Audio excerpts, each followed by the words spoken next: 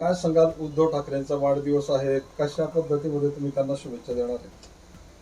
हे उद्धव साहेबांचा वाढदिवसाचा आम्ही त्यांना खूप शुभेच्छा देतो. बाळासाहेबांनी जे विचार आम्हाला आणि त्यांना सांगितले आहेत त्या विचारावर त्यांनी पुढच्या काळामध्ये काम करावं अशी जनतेची इच्छा आहे आणि मला तरी असं वाटतं ते करतील आणि त्या निमित्तानं त्यांना भावी आयुष्याची आम्ही खूप शुभेच्छा देतो. मंगल प्रभात लोढा उद्या धन्यवाद मोदीजी कार्यक्रम आयोजित करतायत, जो काही आता विद्यार्थ्यांचा आंदोलनाच्या संदर्भात जो निर्णय घेतला त्या संदर्भात, याकडे तुम्ही कसं बघताय?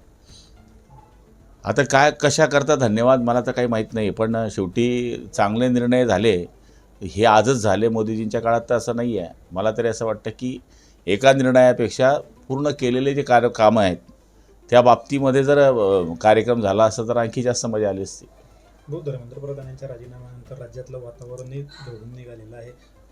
देवेंद्र फडणवीस यांना तातडीने दिल्लीत बोलवण्यात आलं होतं आणि संजय राऊतांचं असं म्हणणं आहे की त्यांची शिक्षण मंत्रीपदी भविष्यात वर्णी लागू शकते. ते त्यांना माहीत असेल, कारण की संजय राऊत म्हणजे हे गुप्त वार्ता हेरचे अधिकारी आहे, तर त्यामुळे त्यांना बाकी गोष्टी कळत असतात. कोणाचं एमपीएससीचं पुन्हा नागपूरमध्ये पेपर फुटल्याचं पाहायला मिळतं, या सगळ्याकडे कसं बघताय? नाही, हे होताच कामा नये आणि असे जे कोणी आहे त्यांच्यावर कडक कारवाई झाली पाहिजे, कारण की विद्यार्थी वर्ष स्ट्रगल करतात आणि मग अशामध्ये आत्महत्येचं प्रमाण वाढतं आहे. आपण बघतो की तरुणांच्या आत्महत्या बऱ्याच प्रकरणामध्ये, मग एखाद्या वेळेस लग्न जमत नाही म्हणून आत्महत्या आहे, MPSCमध्ये नापास होतं आहे त्याच्याकरता आत्महत्या आहे.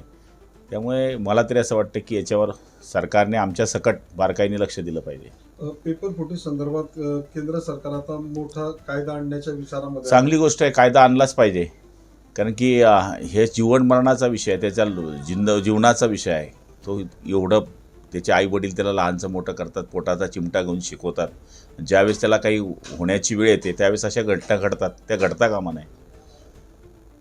अंधभक्तांच्या विरोधात देशभक्त जिंकल्याचं उद्धव ठाकरे म्हणत आहेत. ते आता शेवटी ही तरुणाई यांचा न्याय मिळाला पाहिजे याच्याकरता सरकारने काम केलेलं आहे. याच्यामध्ये देशभक्त जिंकला आणि देशभक्त हारला हे म्हणण्यात काही अर्थ नाही आहे.